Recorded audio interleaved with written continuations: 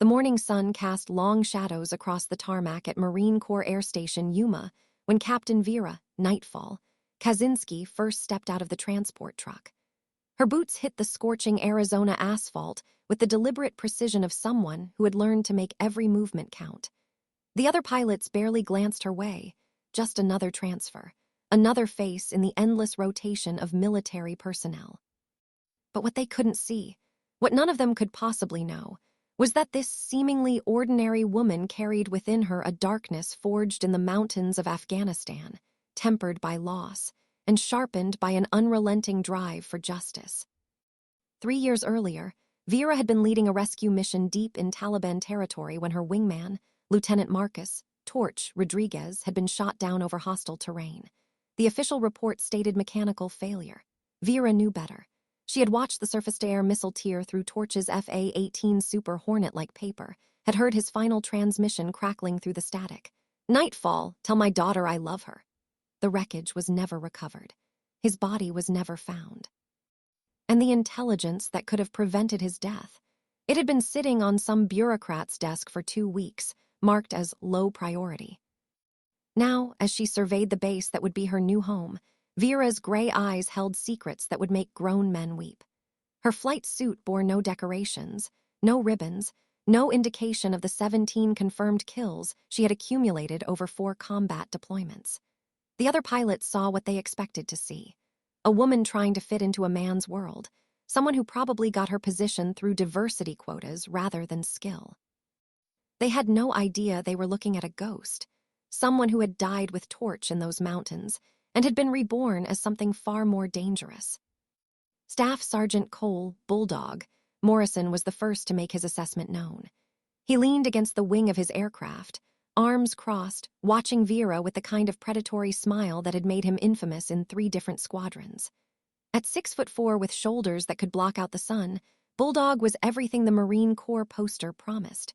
Aggressive, confident, and absolutely convinced of his own superiority.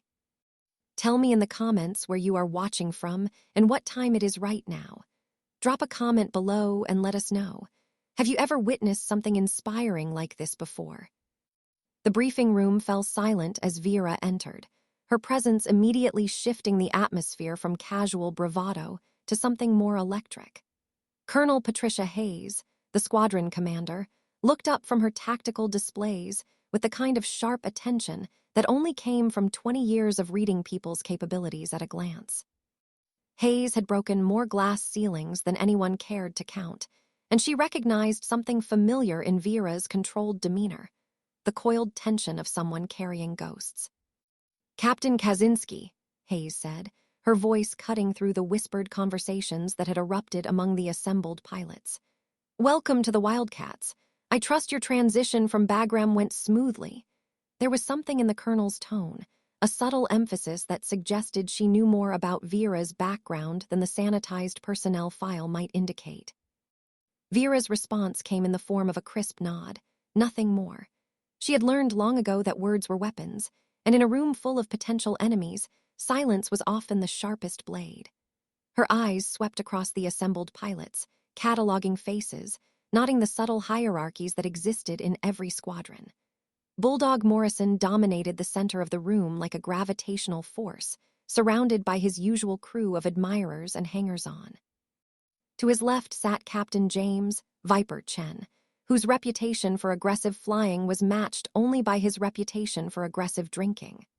On the periphery, she spotted Lieutenant Sarah Phoenix Martinez, one of only 3 other women in the squadron, whose body language suggested she had long ago learned to make herself invisible in rooms like this. The mission briefing began with the kind of routine that had been drilled into every pilot since flight school.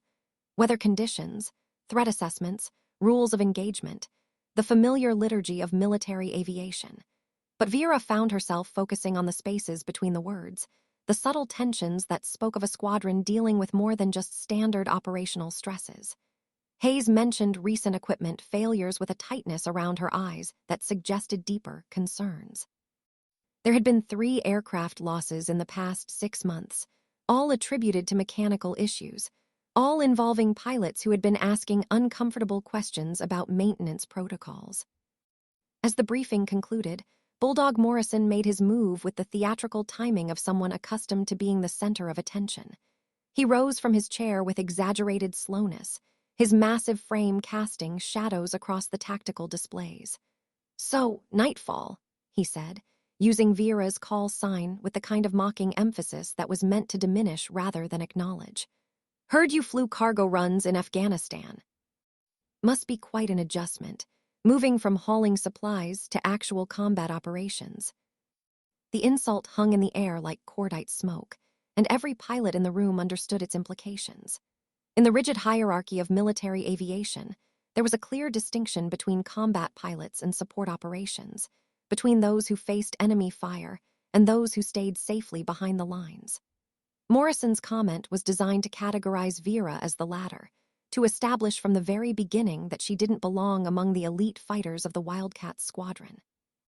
The silence stretched for exactly 3 heartbeats before Vera responded, her voice carrying the kind of deadly calm that experienced soldiers recognized as a warning sign. 18 months of close air support missions over Helmand Province, she said, each word delivered with surgical precision. 237 combat sorties, 17 confirmed kills, 0 aircraft lost.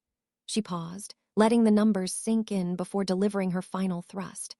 "But you're right, Sergeant Morrison. I'm sure your experience with training exercises here in Arizona has prepared you for the real thing." The room's atmosphere shifted like a weather front moving through, tension crackling between the assembled pilots as they processed what they had just witnessed. Morrison's face darkened, the easy confidence replaced by something harder and more dangerous. He had expected submission, perhaps a nervous laugh or an awkward attempt at deflection. Instead, he had run headlong into a wall of professional competence backed by combat experience that few people in the room could match. Colonel Hayes watched the exchange with the detached interest of a scientist observing a chemical reaction. She had seen this dynamic play out countless times over her career, the moment when established hierarchies collided with new realities. Morrison represented the old guard, the traditional power structure that had dominated military aviation for decades. Vera represented something different, something that threatened not just individual egos, but entire systems of belief about who belonged in the cockpit of a fighter aircraft. The first real test came 3 days later during what should have been a routine training exercise. The squadron was running close air support simulations over the Chocolate Mountain Gunnery Range, a desolate stretch of California desert that had been serving as a practice battlefield for decades. The exercise called for multiple aircraft to coordinate strikes against simulated enemy positions while avoiding friendly fire incidents and maintaining communication with ground controllers. Vera found herself assigned to fly wingman for Morrison's flight lead, a positioning that was clearly intended to establish the pecking order. In the rigid structure of military aviation, the wingman followed, observed, and learned from the flight leader's superior experience and judgment. It was a role designed for subordination, and Morrison had made it clear through his pre-flight briefing that he expected absolute compliance with his tactical decisions. The FA-18 Super Hornet beneath Vera was a machine she knew with the intimacy of a pianist knowing their instrument. Every switch, every gauge, every subtle vibration spoke to her in a language learned through countless hours of flight time and reinforced by the kind of experience that could only be gained through actual combat. As she ran through her pre-flight checks, muscle memory guided her hands while her mind focused on the broader tactical picture. Morrison's voice crackled through the radio with the overconfident tone of someone performing for an audience. "Nightfall, you stay on my wing and follow my lead. We're going to show these ground pounders how real pilots deliver ordnance." His aircraft, call sign Bulldog 1, accelerated down the runway with unnecessary aggression, the kind of showy display that impressed civilians but made experienced pilots shake their heads in disapproval. The target area appeared below them like a moonscape, scarred by decades of practice bombing runs and artillery strikes. Simulated enemy positions were marked by reflective panels that would register hits from the training ordnance they carried. The exercise controllers had established rules of engagement that emphasized precision and coordination, qualities that Morrison seemed determined to ignore in favor of individual glory. "Bulldog flight, this is Razorback control.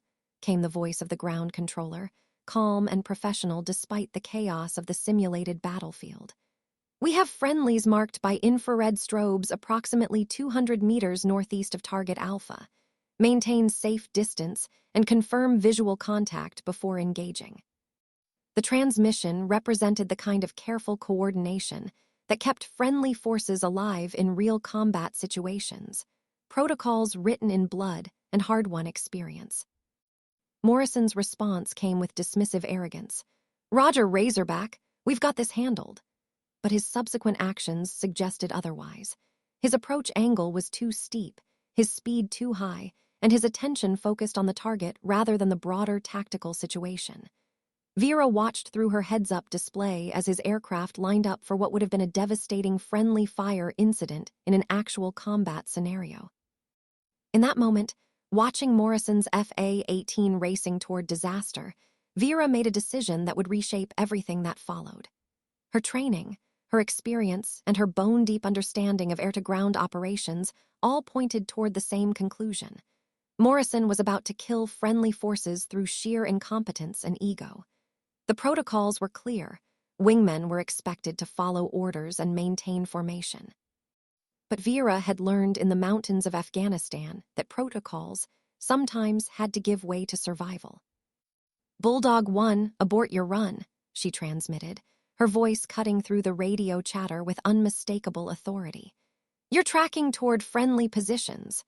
The words carried the weight of someone who had seen what happened when precision gave way to recklessness, when the desire for glory overrode tactical judgment. Morrison's response came loaded with fury and humiliation. "Nightfall, maintain radio silence and stay in formation. I know what I'm doing." But even as he spoke, his aircraft continued its dangerous approach, guided by pride rather than wisdom.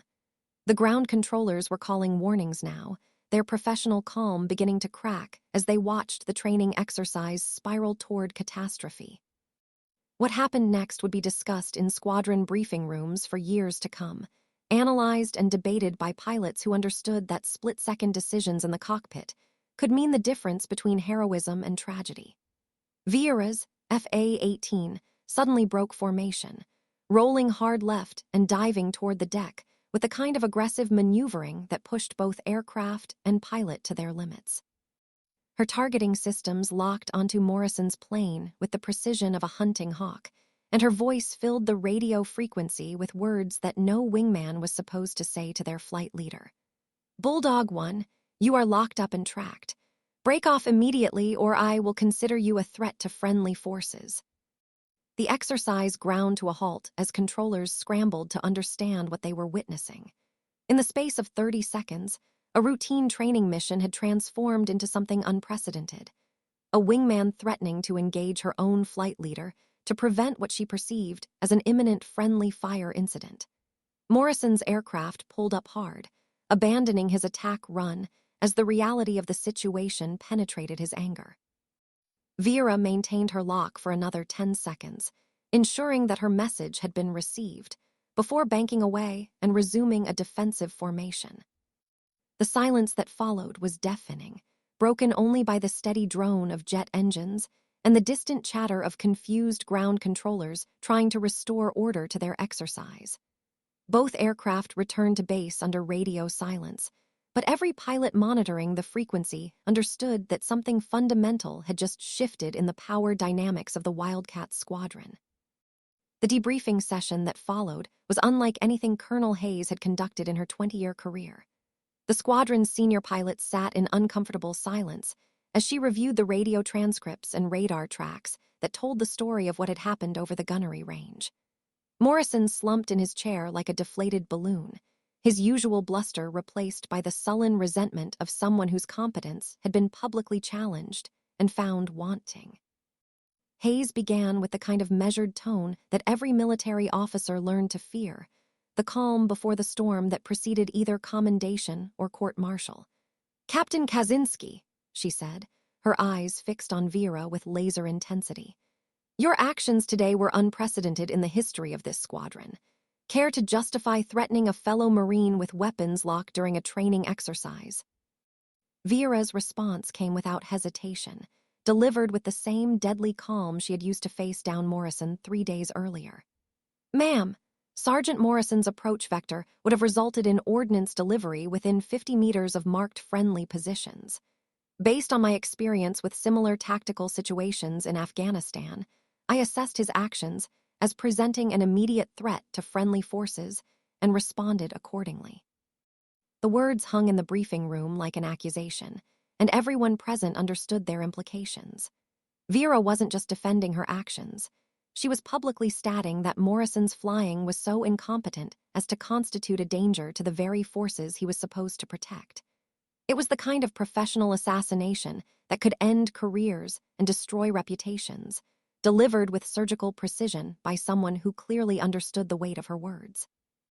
Morrison finally found his voice, though it came out as more of a snarl than professional discourse.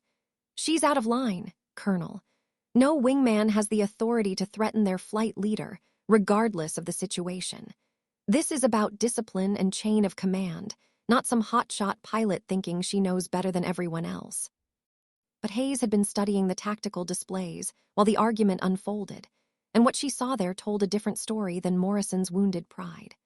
The radar tracks clearly showed his aircraft's dangerous approach angle, the proximity to friendly positions, and the timing of Vera's intervention. More importantly, they showed something else, the kind of flying skills that came from actual combat experience rather than training exercises and simulator time. "Sergeant Morrison," Hayes said, her voice carrying the weight of command authority, "your approach was indeed taking you within the danger zone for friendly fire. Captain Kaczynski's assessment was tactically sound, regardless of her methods." The colonel paused, letting her words sink in before continuing. "However, the chain of command exists for reasons beyond simple hierarchy. Captain Kaczynski, while your tactical judgment may have been correct, your methods were highly irregular and could have resulted in a mid-air collision." What followed was a lecture on military protocol that both pilots had heard countless times before, but delivered with the kind of emphasis that suggested deeper currents were at work. Hayes was navigating between competing principles: the need to maintain discipline and order within her squadron, and the recognition that Vera's actions had prevented what could have been a catastrophic training accident. The meeting ended with both pilots receiving official letters of counseling, a bureaucratic solution that satisfied no one but maintained the appearance of even-handed justice. Morrison stalked out of the briefing room with the bitter expression of someone whose world had been turned upside down, while Vera remained behind for what Hayes called additional discussion. When they were alone, the colonel's demeanor shifted subtly, the rigid formality giving way to something more personal and direct. "I've read your file, Captain," she said, settling back in her chair with the relaxed posture of someone no longer performing for an audience. "The real file, not the sanitized version they put in your personnel jacket. Bagram, Helmand, the rescue missions behind enemy lines. You've seen things that most of these pilots can't even imagine." Vera's expression remained neutral, but Hayes caught the slight tightening around her eyes that suggested old wounds being probed. "Ma'am, I'm here to serve in whatever capacity the Corps requires. My previous assignments are behind me." "Are they?" Hayes asked, leaning forward with the intensity of someone who had learned to read between the lines of official reports. "Because what I saw today wasn't just good flying or quick thinking. That was combat instinct, the kind of reaction that gets burned into your nervous system through repeated exposure to life-and-death situations. You didn't just think Morrison was making a mistake. You knew it, with the certainty that comes from watching people die when tactical discipline breaks down." The conversation that followed would remain classified in Hayes' personal files, but its effects rippled through the squadron like shockwaves from a distant explosion. Word spread through the informal networks that existed in every military unit that Nightfall wasn't just another pilot looking to prove herself. She was something else entirely, a combat veteran whose skills had been tested in ways that training exercises could never replicate. The respect came slowly, grudgingly, like sunrise breaking over a hostile landscape. It began with Phoenix Martinez, the other female pilot who had watched the entire drama unfold with the kind of professional interest that came from understanding the stakes involved. She approached Vera after the evening briefing with the careful manner of someone extending a tentative alliance. "That was either the gutsiest or stupidest thing I've ever seen in a cockpit," Phoenix said, her voice pitched low enough to avoid eavesdropping ears. "Morrison's been king of this squadron for 3 years. Nobody's ever challenged him like that." There was something in her tone that suggested admiration mixed with concern, the reaction of someone who understood the social dynamics that governed military aviation. Vera's response came with the same measured tone she used for everything. "He was about to kill friendlies. That's not acceptable regardless of rank or seniority." The words carried the weight of absolute conviction, the moral certainty of someone who had seen too much death to compromise on matters of tactical competence. What Phoenix didn't say, but what both women understood, was that Vera had just painted a target on her back that would be visible from orbit. Morrison's pride had been wounded in the most public way possible, and wounded pride in a military squadron was like blood in the water. It attracted predators and escalated conflicts that might otherwise remain dormant. The retaliation began with small things, the kind of petty harassment that was difficult to document but impossible to ignore. Vera's flight schedules were mysteriously altered at the last minute, forcing her to scramble for aircraft that hadn't been properly pre-flighted. Her gear went missing from the squadron locker room with suspicious regularity, always turning up eventually, but never where she had left it. The message was clear: challenge the established order and face the consequences. But Morrison wasn't content with psychological warfare. He had spent years building a network of allies and supporters within the squadron, pilots who owed their positions to his recommendations and protection. Now he called in those favors with the systematic approach of someone planning a military campaign. Captain Viper Chen was the first to answer the call, his reputation for aggressive behavior making him a natural ally for someone seeking revenge. The confrontation that everyone had been expecting finally came during what should have been a routine evening at the squadron bar.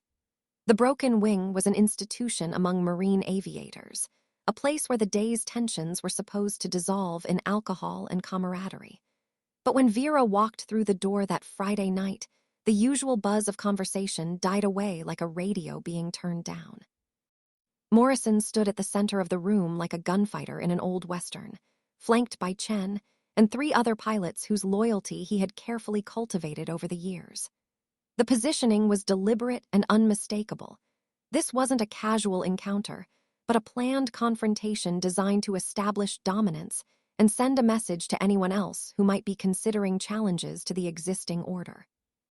"Well, well," Morrison said, his voice carrying across the suddenly quiet bar with theatrical volume. "If it isn't our resident hotshot, here to grace us with her presence. Tell me, Nightfall, do you always threaten your fellow Marines, or was that a special treat just for me?" The words were chosen for maximum provocation, designed to force Vera into either backing down or escalating to a level that would justify whatever response Morrison had planned. Every pilot in the room understood the dynamics at play, the careful choreography of military intimidation that had been playing out in squadron bars for generations. Vera's response came with the same deadly calm that had characterized all her interactions since arriving at the base. "I don't threaten anyone, Sergeant. I simply prevent friendly fire incidents when I see them developing." She moved through the room with the fluid grace of someone comfortable with violence, her eyes tracking potential threats while maintaining the appearance of casual indifference. What happened next would be retold in squadron bars across 3 different bases, each version slightly different, but all agreeing on the essential facts. Morrison made his move with the overconfident swagger of someone who had never encountered real resistance, stepping forward with his fists clenched and his intentions written clearly across his flushed face. He never saw the counterattack coming. Vera's response was so fast and so precisely executed that most of the observers missed the technical details, seeing only the results. Morrison's charge ended with him flat on his back, gasping for air through a throat that had just been introduced to Vera's elbow with surgical precision. The big Marine who had dominated the squadron through size and intimidation suddenly looked very small and very vulnerable lying on the barroom floor. But Morrison wasn't alone, and his supporters weren't about to let their champion be humiliated without response. Chen moved first, coming at Vera from her left side with the kind of wild haymaker that worked well in training ring boxing, but poorly against someone with actual combat experience. He joined Morrison on the floor 3 seconds later, courtesy of a hip throw that used his own momentum against him with devastating efficiency. The other 3 Marines approached with more caution, having seen what happened to their predecessors, but they were committed now by pride and peer pressure. They came as a group, trying to use numerical superiority to overwhelm Vera's superior skills. It was a reasonable tactical approach that might have worked against a normal opponent. Vera wasn't normal. The fight that followed was less a brawl than a technical demonstration of what happened when combat experience met training ring enthusiasm. Each Marine who engaged her learned the same lesson that insurgents in Afghanistan had discovered, that size and strength meant nothing when facing someone who understood violence at a level they couldn't comprehend. Within 90 seconds, 5 Marines lay groaning on the barroom floor while Vera stood in the center of the room, her breathing barely elevated and her uniform only slightly disheveled. The silence that followed was profound, broken only by the sound of heavy breathing and the distant hum of the bar's ventilation system. Every pilot in the room stared at the woman who had just dismantled 5 of their squadron mates with the casual efficiency of someone swatting flies. The mathematical impossibility of what they had just witnessed warred with the physical evidence scattered across the floor around her. Colonel Hayes arrived at the scene 20 minutes later, summoned by frantic phone calls from squadron members who weren't sure whether they had witnessed a fight or an execution. She surveyed the carnage with the professional detachment of someone who had seen violence in various forms throughout her career, taking in the positions of the fallen Marines and the unmarked condition of the woman who had put them there. "Captain Kaczynski," she said, her voice carrying the kind of weary resignation that came from dealing with the inevitable consequences of wounded male pride. "I assume you have an explanation for this situation." Vera's response came with the same measured tone she used for everything, as if explaining a minor scheduling conflict rather than a barroom brawl that had left 5 Marines requiring medical attention. 5 members of this squadron attempted to assault me in what they perceived as retaliation for my actions during yesterday's training exercise. I defended myself using appropriate force. The phrase appropriate force hung in the air like a challenge, given that the appropriate force had apparently involved rendering 5 trained Marines unconscious in under 2 minutes. But Hayes had been studying the positions of the fallen Marines while Vera spoke, and what she saw there told a story of remarkable restraint rather than excessive violence. Each man had been neutralized with precision rather than brutality, their injuries consistent with someone who had used exactly enough force to end the threat without inflicting permanent damage. The investigation that followed was swift and thorough, aided by security camera footage that captured every moment of the confrontation from multiple angles. The video evidence was unambiguous. Morrison and his allies had initiated the violence, while Vera had simply defended herself with skills that few people in the room had understood she possessed. The formal discipline that resulted was predictable, but somehow unsatisfying to everyone involved. Morrison and his supporters received official reprimands and mandatory anger management counseling, while Vera was cleared of any wrongdoing. But the real impact of that night couldn't be captured in official reports or disciplinary actions. It lived in the changed atmosphere of the squadron, the subtle shift in how people looked at the woman they had initially dismissed as weak. The transformation in squadron dynamics was immediate and unmistakable. Pilots who had been indifferent or openly hostile began treating Vera with the kind of cautious respect normally reserved for unexploded ordnance. They had seen her skills demonstrated in the most visceral way possible, and no amount of ego or prejudice could argue with the evidence of 5 unconscious Marines scattered across a barroom floor. Phoenix Martinez was the first to approach Vera directly, finding her in the squadron ready room 3 days after the incident. "I've been flying with these guys for 2 years, she said, settling into the chair across from Vera with the careful movements of someone still processing what she had witnessed. "Morrison used to bench press 350, and thought that made him invincible. I've never seen anyone move like you moved that night. Vera's response revealed nothing of the thoughts behind her calm exterior. Afghanistan teaches you things that gym workouts never will. When someone's trying to kill you for real, you learn to be efficient. The words carried the weight of experience that went far beyond squadron rivalries or training exercises, speaking to a level of violence that most of the pilots around her would never encounter. The conversation that followed opened a window into the reality of combat aviation that most training exercises never addressed. Vera spoke briefly about missions where technical precision meant the difference between rescuing friendly forces and creating more casualties, where split-second decisions in the cockpit rippled outward to affect the lives of Marines on the ground. Her words painted a picture of warfare that was simultaneously more complex and more personal than anything her squadron mates had experienced. But it was Colonel Hayes who truly understood the implications of what had happened in that barroom. She had seen combat herself, had flown missions where the margin for error was measured in seconds and inches. She recognized in Vera the same quality that distinguished veteran pilots from those who had simply accumulated flight hours: the ability to function at peak efficiency when the stakes were life and death. The recognition came in the form of flight assignments that gradually shifted from routine patrols to more complex missions requiring advanced tactical skills. Vera found herself leading multi-aircraft formations, coordinating with ground controllers on intricate close air support scenarios, and serving as an instructor for junior pilots who needed to understand the difference between flying and fighting. The change in Morrison was perhaps the most dramatic of all. The big Marine who had dominated the squadron through physical intimidation and loud bravado was replaced by someone quieter, more thoughtful, and infinitely more careful about the challenges he chose to make. His flying improved noticeably as he began focusing on competence rather than showmanship, as if being forcibly humbled had somehow freed him to become the pilot he had always been capable of being. But Vera's true impact on the squadron became clear during their first real combat deployment, when theoretical skills were tested against actual enemy forces in the skis over Syria. The mission briefing was routine in its complexity. Close air support for special operations, forces conducting a high-value target elimination deep in hostile territory. What made it extraordinary was the weather conditions that had grounded most aircraft, and the intelligence reports indicating heavy surface-to-air missile coverage around the target area.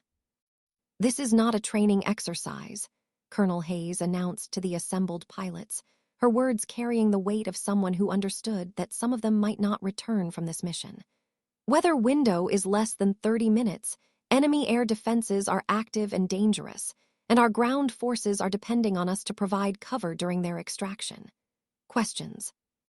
The silence that followed was loaded with the kind of tension that only came when theoretical knowledge was about to be tested against lethal reality. Morrison raised his hand with uncharacteristic hesitation. "Ma'am, given the conditions, wouldn't it be prudent to wait for better weather or additional support assets?" Hayes' response came with a slight smile that didn't reach her eyes. "The enemy doesn't care about our convenience, Sergeant. Sometimes you have to fly the mission when the mission needs to be flown, not when conditions are ideal." Her gaze swept across the assembled pilots before settling on Vera. "Captain Kaczynski, you'll be leading this mission. Call sign Nightfall 1. The appointment of Vera as flight leader was unprecedented in squadron history. Never before had a pilot with less than 6 months of squadron experience been given such responsibility during a combat mission. But Hayes had been watching Vera's performance during training exercises, had seen the subtle ways she managed complex tactical situations, and had read between the lines of her classified personnel file to understand exactly what kind of experience she brought to the squadron. The pre-flight briefing revealed the full complexity of what they were attempting. The target was a terrorist logistics hub located in a valley surrounded by mountainous terrain that would limit their approach options. Weather reports indicated severe turbulence and limited visibility that would make precision weapons delivery extremely challenging. Most significantly, intelligence suggested the presence of advanced surface-to-air missile systems that could engage aircraft at ranges beyond the effective reach of their jamming equipment. "This is what we trained for," Vera told her flight as they completed their pre-flight checks, her voice carrying through the squadron frequency with the calm authority of someone who had faced similar challenges before. "Stay tight, follow the briefed approach vectors, and remember that people on the ground are counting on us to do our jobs correctly." The words were simple, but carried the weight of absolute conviction, the voice of someone who understood the stakes involved. The flight to the target area took them across some of the most hostile terrain in the Middle East, mountain ranges that had been the graveyard of aircraft and aircrew for decades. Vera led her formation through the valleys with the precision of someone reading a familiar map, her aircraft threading between peaks that rose like monuments to previous failures. Behind her, 3 other FA-18s followed in tight formation, their pilots struggling to match the smooth competence of their leaders flying. "Nightfall flight, this is Overlord Control," came the voice of the mission commander, transmitted through encrypted channels from a command post hundreds of miles away. "Ground team is in position and requesting immediate close air support. Time on station is critical.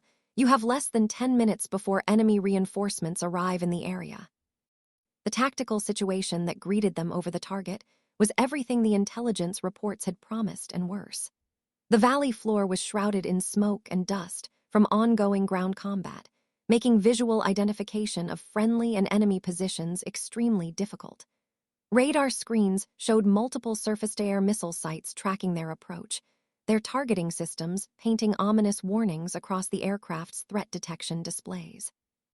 "Nightfall 2, I'm showing multiple SAM sites active in the target area."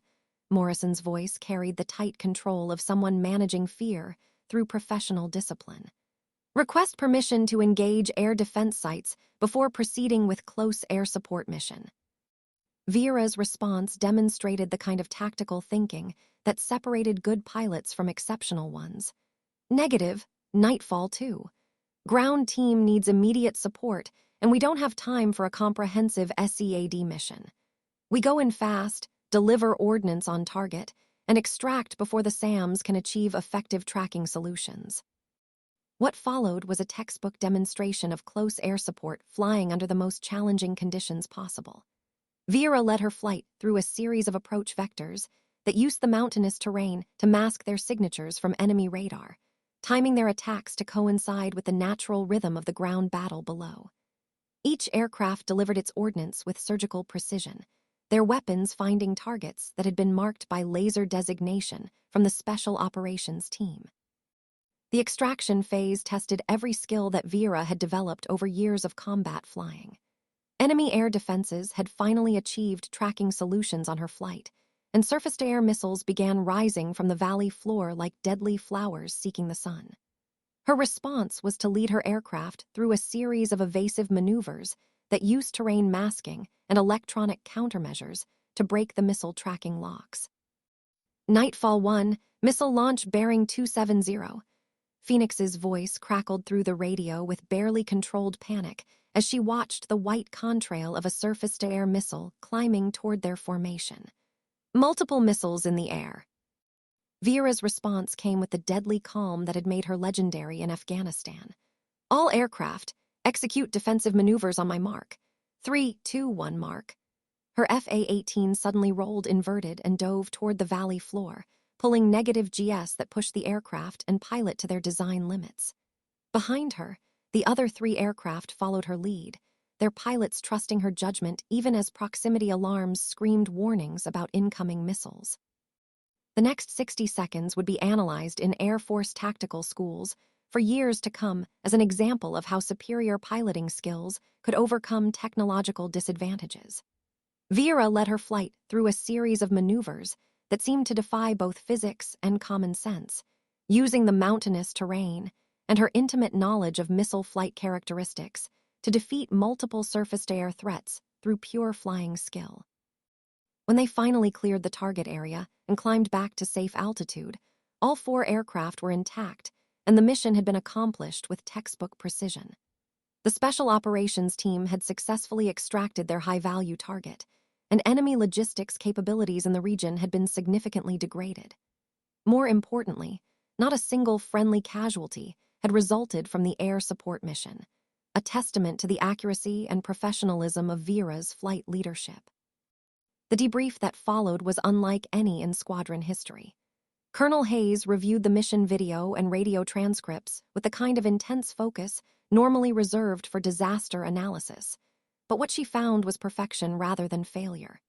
Every tactical decision had been correct, every maneuver had been executed with precision, and the mission objectives had been achieved despite conditions that should have made success impossible. "Captain Kaczynski," Hayes said as the formal debrief concluded, "that was some of the finest flying I've witnessed in 20 years of military aviation. Your tactical leadership under those conditions was exemplary." The words carried the weight of official recognition, but more importantly, they carried the respect of one combat veteran acknowledging another's skill. But it was Morrison's reaction that truly marked the transformation that had taken place within the squadron. The big Marine who had once dismissed Vera as unworthy of respect now approached her with something approaching reverence. "I owe you an apology," he said, his voice carrying the humility of someone who had learned hard lessons about judgment and competence. "I was wrong about you, and my behavior was unprofessional and dangerous. You saved my life up there today, and I won't forget it." The conversation that followed revealed the depth of change that had occurred within Morrison over the preceding months. His defeat in the barroom had forced him to confront uncomfortable truths about his own limitations and prejudices, while watching Vera's professional competence had given him a new standard to aspire to. The result was a better pilot and a better Marine, someone who had learned to channel his natural aggression into professional excellence rather than personal dominance. As word of the mission spread through the broader military aviation community,